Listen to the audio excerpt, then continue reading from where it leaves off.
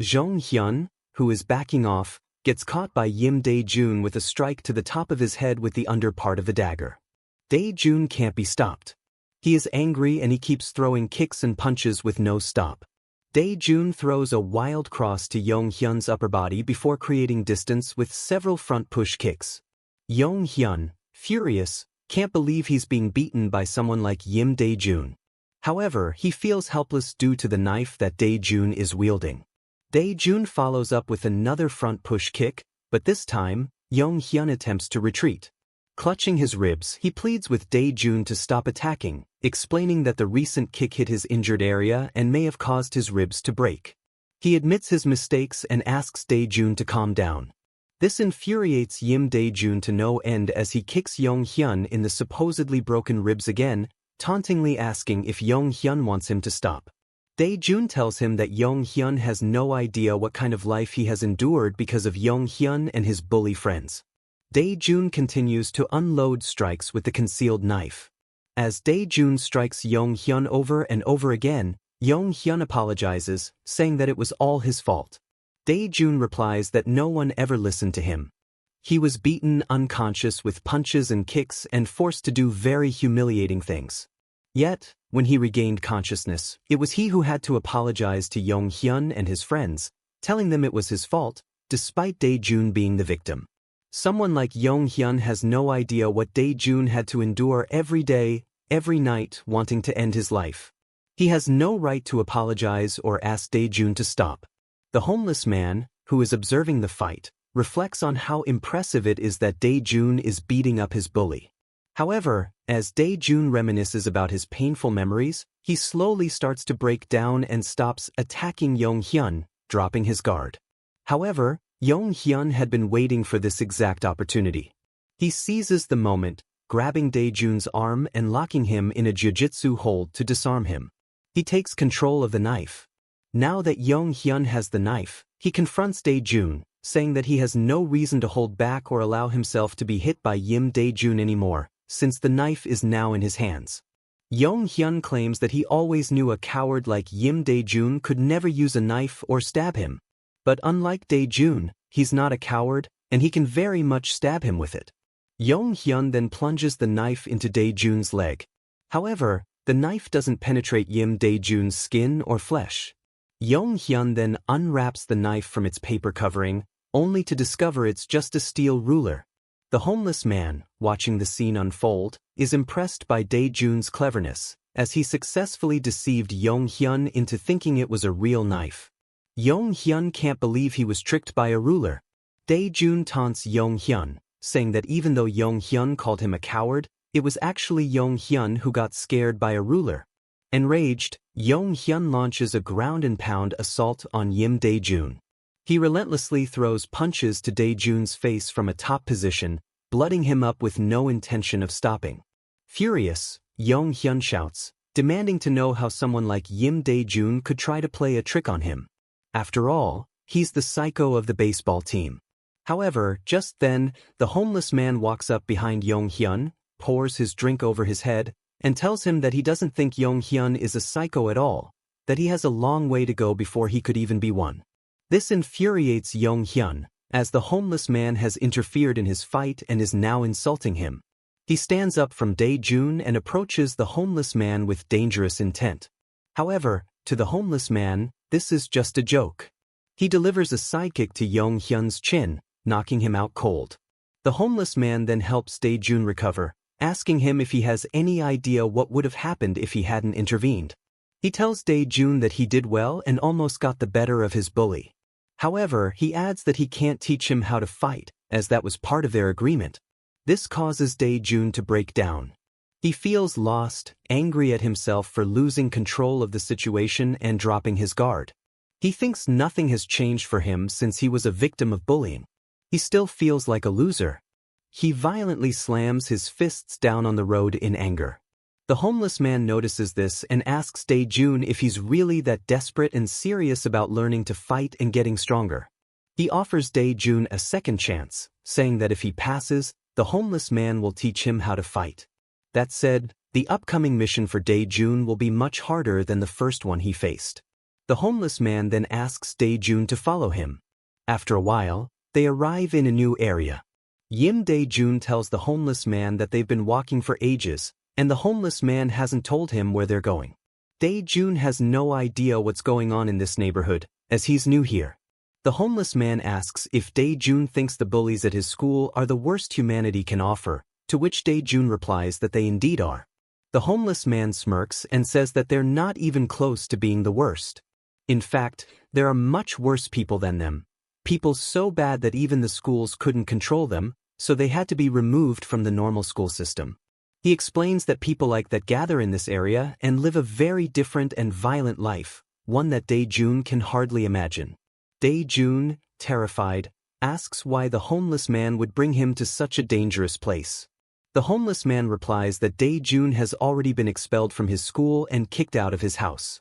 To survive on the streets and toughen up, he needs to learn to live in this neighborhood. The homeless man kicks Dae-jun into a dark room and tells him to survive if he wants the man to teach him how to fight and live the street life. Dae-jun, shocked and overwhelmed, looks up to find intimidating figures surrounding him. Now, he must figure out how to survive in such a harsh environment, with dangerous people closing in and looking to get him. Later, we see Dae-jun on his knees, being interrogated by the group of people who live in that house. The red-haired man asks Dae-jun if he needs to live here and survive in order to learn how to fight.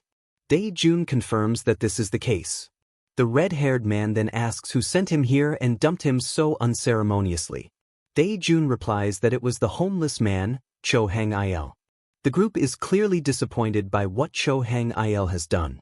The red-haired man asks Dae-jun if he knows how to fight, to which Dae-jun answers that he can't fight. They can tell from his appearance that he has no fighting skills, so they ask if there's anything he's good at. Dae-jun responds that he isn't good at anything. The girl in the group then asks if he has ever worked anywhere, and Dae-jun says that he hasn't and doesn't know how to work. Frustrated, the red-haired man says that Dae-jun is basically useless to them as an asset. He can't understand why ᴄᴏᴘᴘыឫ would choose to bring someone so useless into their group. However, since ᴄᴏᴘᴘᴘыឫ sent him, they can't just kick him out of the house. Another person in the group says that it's too late to worry about what to do with Dae-jun now. They decide to let him sleep there for the night. The red-haired man grabs Dae-jun's hand and takes him to a room. He opens a door and tells Dae-jun to sleep there. Dae-jun is left stunned as he looks at the room, which is a laundry room already half filled with a washing machine. The red-haired man tells him that there's no reason to feel overwhelmed or grateful just yet, because they aren't going to let him live for free. He says that if Dae-jun has no real abilities to contribute to the group, he can at least put his body to work. Dae-jun should look forward to the upcoming day. The next morning, we see Dae-jun doing all the housework by himself. He is shown washing the bathroom and toilet, and carrying plants in the garden to help the girl. It's grueling work, but he can't oppose it because, at least for now, he gets to live there and eat, which is much better than going back to school or living on the streets. Later, we see the group enjoying a hearty lunch together, while Dae-jun is alone in the small laundry room, eating much less and cheaper food. We also learn that Dae-jun has started to explore the surrounding neighborhood, as he frequently has to go out to buy groceries and run errands. Dae-jun reflects that this place is much tougher and harsher than anything he has ever known. It's a crime-ridden city where it seems like every gangster lives. One day, while walking home with groceries, Dae-jun accidentally makes eye contact with one of the gangsters, which angers him. The gangster approaches Dae-jun and accuses him of staring at his girlfriend's leg. Dae-jun, thinking to himself that he must be some kind of bully magnet because this always happens to him, is threatened by the gangster. The gangster says that he'll let Dae-jun go if he bows down and apologizes, but if not, he'll teach him a lesson. Dae-jun stays calm, keeping quiet and holding back his anger. He realizes that the gangster is just showing off to his girlfriend, which frustrates him, but he remains silent. However, the gangster, seeing Dae-jun's lack of reaction, becomes even more enraged and tries to attack him. Dae-jun thinks to himself that, normally, he would just let it slide, but this is the kind of environment ᴄᴏᴘᴘᴘыឫ wanted him to survive in, so he won't hold back. Channeling his anger, Dae-jun adopts a fighting stance and gets ready to throw a punch. The gangster, surprised, takes a few steps back, but that's because Cha Dae-yob, the red-haired man, is standing behind Dae-jun. Cha Dae-yob asks the gangster why he's messing with his houseboy and pushes him aside with his shoulder. He then pulls Dae-jun away, telling him not to waste time outside if he's done with his errands. Instead, he should come back and start cleaning the veranda. The gangster, still furious, is warned by his friends, who remind him that Cha Dae-yob is a dangerous man with some very gnarly rumors surrounding him.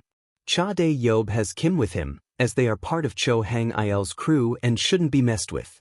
However, the gangster, still furious and unwilling to back down in front of his friends, rushes forward to sneak attack Cha Dae-yob with a knife. But Dae-yob sidesteps the attack, using the gangster's own momentum to slam him hard onto the road with a judo throw. Cha Dae-yob then asks if anyone else wants to fight, and, seeing his strength, all the goons quickly flee. Yim Dae-jun stands there in awe, realizing that Dae-yob is just as strong as Cho Hang-il. He wonders if all of Hang-il's friends are as strong as this. Meanwhile, the humiliated gangster, having recovered from Dae-yob's move, bangs his head against a wall in anger while his friends try to stop him. He is furious beyond belief and swears to take down everyone in Cho Hang-il's group, regardless of their connection to the infamous Cho Hang-il. At that moment, an unknown shady figure approaches the gangster and his friends. He asks if they're serious about finishing off Cho Hang-il's crew. The shady man offers to help them in their quest for revenge if they really want to go through with it. Later, the scene shifts, and we see Cho Hang-il's group sleeping together in a room, while Dae-jun sleeps in his laundry room. Then, the gangster who seeks revenge shows up at their doorstep, carrying a cylinder filled with harmful gas. He opens the cylinder and releases the gas through a pipe into the room, slowly suffocating the members of Cho Hang-il's crew. Dae-jun wakes up, sensing something strange in the air. He isn't affected as much since he's in a different room.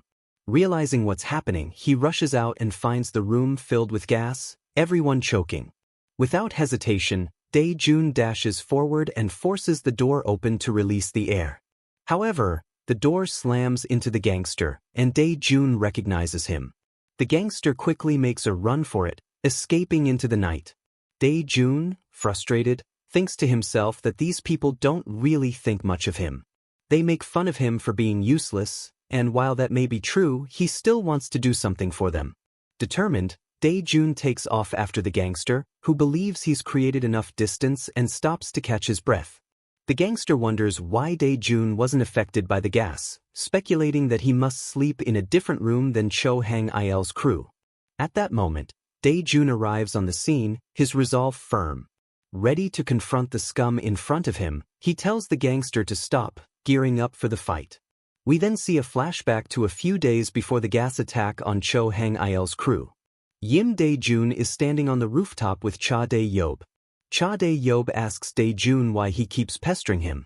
Dae-jun replies that he wants to learn how to fight from him.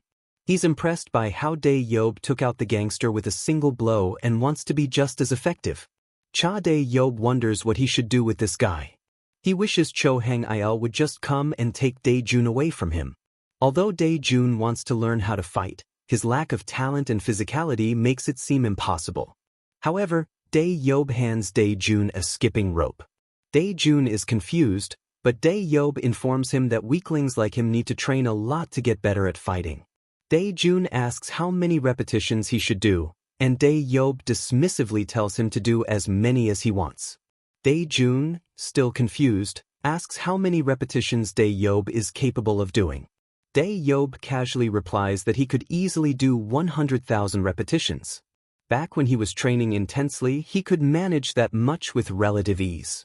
This leaves Dae-jun baffled, as 100,000 repetitions of jump ropes is an enormous amount. The next day, we see a yawning Cha Dae-yob walking up to the rooftop, wondering what Dae-jun has been up to, since he hasn't seen him since the night before. Dae-jun didn't even do the dishes that day. Dae-yob then realizes that he had told Dae-jun to do jump ropes and wonders if Dae-jun is really attempting 100,000 repetitions. After all, Dae-yob was only bluffing when he said he could do that many with ease. But then, Dae-yob wonders if Dae-jun is really that stupid, or is he? He is shocked when he sees an exhausted Dae-jun skipping rope, looking more like a zombie on autopilot than a human being. Dae-yeob wonders if Dae-jun stayed up all night doing this and asks him why he's doing something so pointless, as it seems like an impossible task. Barely able to speak due to his exhaustion, Dae-jun huffs, telling Dae-yeob that he still has 47,000 repetitions to go. He's doing this because he wants to be as strong as Dae-yeob. Dae-yeob is surprised, but he doesn't show it. He just shrugs it off. Dae-yeob then asks Dae-jun if he really thinks doing 100,000 repetitions of jump ropes will make him as strong as him, suggesting that Dae-jun should quit and go back to doing the dishes. He wonders to himself why Dae-jun is trying so hard to fight. The scene then cuts back to the present, where we see Dae-jun fighting the gangster who wanted revenge on Cho Hang-il's crew. Dae-jun attempts to hit the gangster with a right hook, but the gangster blocks it with his forearm and lands a brutal uppercut to Dae-jun's chin, knocking him down. Despite this, Dae-jun refuses to stay down. He pushes himself back up and tries to stop the gangster from escaping. The gangster is shocked by how Dae-jun keeps getting back up, no matter how many times he's knocked down. He tries to make a run for it, but Dae-jun pursues him, almost catching up. However, the gangster anticipates Dae-jun's move and strikes him with a hard elbow, sending him crashing to the ground once again. The gangster, desperate to escape, mutters to himself that he can't waste any more time here. He needs to leave town as soon as possible, especially since he failed in his attempt to get revenge on Cho Hang-il's crew. This failure means the man who helped him, someone even more dangerous, will be angry with him. As he tries to escape down the stairs, Dae-jun quickly recovers, grabs his leg, and trips him, sending the gangster tumbling down the stairs and injuring him. Now in control, Dae-jun stands over the gangster and demands to know what he meant when he said he's a target of the Cho gang. But just as he begins to question him, the tables turn. The gangster, desperate to survive, pulls out a knife and lunges at Dae-jun. Frozen in fear, Dae-jun thinks back to the time when he pointed a fake knife at Yong-hyun. Now, faced with a real blade and a deranged opponent, Dae-jun finally feels the weight of what it's like to have a knife pointed at him. The gangster, driven by fear of the Cho gang, is willing to do anything to escape. The gangster swings the knife, landing a cut on Dae-jun. Though Dae-jun is able to dodge some of the attacks, he's quickly backed against a wall and trips, falling to the ground. The gangster then moves in to finish him off, aiming to stab him with the knife. Thinking quickly, Dae-jun grabs a nearby concrete tile and uses it to block the knife, but it shatters easily, leaving him defenseless. With nothing left to protect him, Dae-jun is on the brink of being stabbed by the psycho gangster. Meanwhile, back at the house, the Cho Hang-il crew has woken up, struggling to catch their breath and wondering what caused the dizziness they felt. They suspect the gangsters from earlier must have been behind the gas attack. The crew wonders who saved them from suffocating and how it was done. Cha Dae-yeob, interrupting their conversation, casually informs them that it was Yim Dae-jun who saved them. The others are surprised, asking why Dae-jun would risk his life to help them. They worry that Dae-jun will be in danger if he keeps going after the gangsters. But Cha Dae-yeob confidently reassures them, saying, Dae-jun will survive. We flash back to the moment when Dae-jun saved the Cho Hang-il crew. Dae-yeob was only half awake when Dae-jun approached him, still catching his breath from dragging everyone out of the gas-filled room. Dae-jun tells him that the group now owes him one because he nearly suffocated himself in the process. He saved their lives, and in return, Dae-yeob should teach him how to fight. Dae-yeob, barely conscious, mumbles incoherently, leaving Dae-jun wondering if he's even awake enough to understand him. But Dae-jun keeps going, asking Dae-yeob to divide the house chores more fairly, offering to take a part-time job to support the group, and requesting to be included in their meat-eating parties. Dae-yeob refuses, and Dae-jun realizes that despite his groggy state, Dae-yeob is awake enough to understand him. Dae-jun then proposes a deal. If he brings back the man who attacked them with gas, Dae-yeob will accept him as a member and train him properly. Dae-jun grabs Dae-yeob's hand and makes him perform the promise handshake. Back in the present, Dae-yeob explains to the crew what happened. He asserts that no matter what, Yim Dae-jun will never give up without putting up a fierce fight. Cut to the fight scene. Dae-jun, with determination, blocks the gangster's knife strike with his bare hands, leaving the gangster stunned. He can't believe Dae-jun is crazy enough to stop the blade with his bare flesh. Dae-jun taunts the gangster, asking if that's all he's got after threatening to finish him off. He pushes the gangster back hard, still holding the knife. The gangster, thinking Dae-jun is trying to set him up for a judo flip like Dae-yob did, braces for it. But Dae-jun surprises him. He aggressively pushes into the gangster, sending both of them tumbling down from the bridge, risking their lives in the fall. The gangster is shocked by the sheer madness of Dae-jun's move.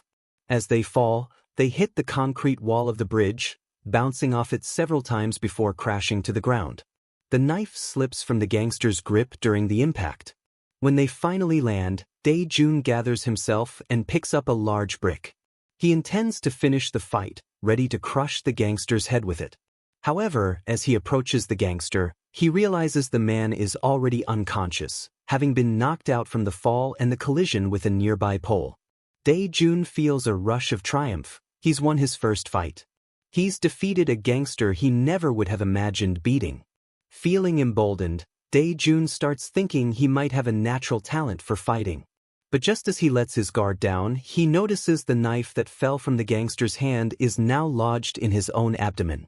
As the pain hits, Dae-jun curses his bad luck, collapsing to the ground. The scene shifts to the hospital, where Dae-jun regains consciousness. He's surrounded by the ᴄᴏᴘᴘыឫ crew, who have been waiting for him to wake up. Apparently, they found him unconscious after the fight and took him to the hospital. The gangster who attacked them with gas is nowhere to be found, possibly having fled. The doctor tells them that Dae-jun's knife wound is shallow and not life-threatening, but the real issue is the severe exhaustion caused by the fall. Dae-jun's body gave out from the high-impact crash, which caused him to lose consciousness. Cha Dae-yob tells Dae-jun to man up, reminding him that his injuries aren't serious and that he'll recover in no time. He reassures Dae-jun not to feel down about losing and failing to keep his promise.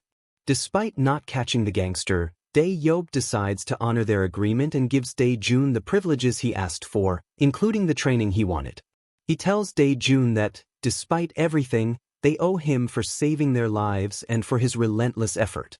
They also praise him for his incredible courage, especially for jumping off a bridge with the gangster, calling it something only someone brought in by ᴄᴏᴘᴘыឫ could do. Later, ᴄᴏᴘᴘыឫ himself visits Dae-jun in the hospital. He tells Dae-jun that he's learned to survive and that his training will begin soon. However, he makes it clear that if Dae-jun doesn't want to stay, he's free to leave. Dae-jun, determined, responds that he'll begin training as soon as he's discharged. The scene shifts to a more light-hearted moment. The ᴄᴏᴘᴘыឫ crew fulfills one of Dae-jun's biggest wishes, to join them in eating pork belly.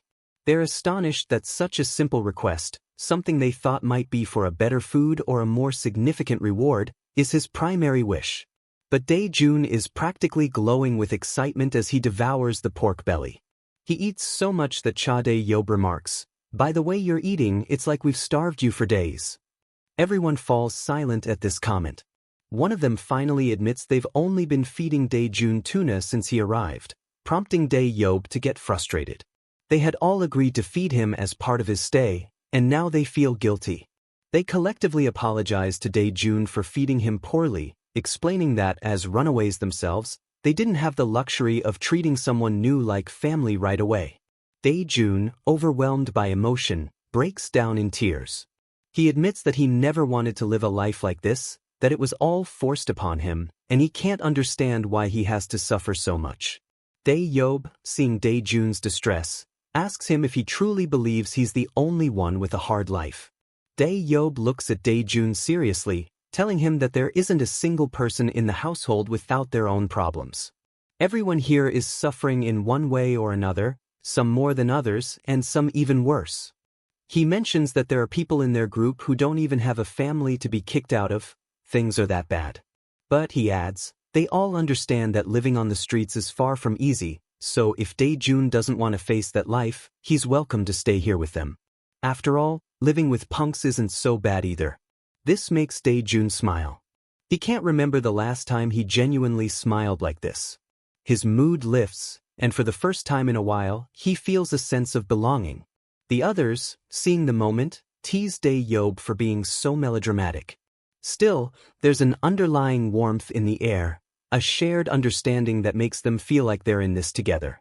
The next day, life goes back to normal, or at least, a new normal for Dae-jun.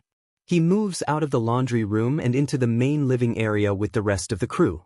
But the cramped living situation quickly makes him realize that maybe this isn't all it's cracked up to be. While he's no longer isolated, he begins to notice the lack of space and privacy, which gets uncomfortable at times. Despite that, Dae-jun starts talking more with the others, though the conversations remain a bit awkward for now. The awkwardness stems partly from the fact that everyone is so close in age. The oldest in the group is Cho Hang-il, who's just 19, and two others are also 17 like Dae-jun. They're not so different in age, which makes the interactions feel a bit uncertain as they navigate their new roles in this makeshift family. Chores are divided up among everyone, but there's a noticeable pattern. Dae-jun and Cho Hang-il are the only two without jobs. While the others work to bring in money, Dae-jun is left to help with the bulk of the housework. Hang-il, however, is lazy, and instead of helping, he tells Dae-jun to take it easy, slacking off and focusing on his fight training. But Cha Dae-yob isn't having any of it. He kicks Dae-jun out of the room, telling him that it's not okay to slack off. If Dae-jun wants to be a part of the group, he needs to step up. He suggests that Dae-jun find a part-time job to contribute to the household. Begrudgingly, Dae-jun listens to Dae-yob's advice. After some time, Dae-jun manages to land a part-time job at a local pizza shop. Unfortunately, things don't go smoothly. The customers are rough, often rude, and the boss is overly harsh. Dae-jun doesn't fit in well at all, struggling to keep up with the fast-paced demands of the job. Life outside the house, it turns out, is just as tough as it was inside. Dae-jun, so frustrated by the unkindness around him, is ready to quit his job, longing for the warmth of his runaway family. Just as he's contemplating this, the boss's daughter, Nyen, walks in, leaving Dae-jun in awe of her beauty. Despite his initial thoughts that girls aren't interested in him and that he should focus elsewhere, Nyen surprises him by calling him cute. Her words melt Dae-jun, and from that moment on, she will change his life forever. The scene shifts to Cho Hang-il, who is seen beating up a thug in search of information. He demands to know the whereabouts of someone and warns the goon to deliver a message, bring the gangster who attacked them with gas to him, or else he will track them down and finish them off once and for all.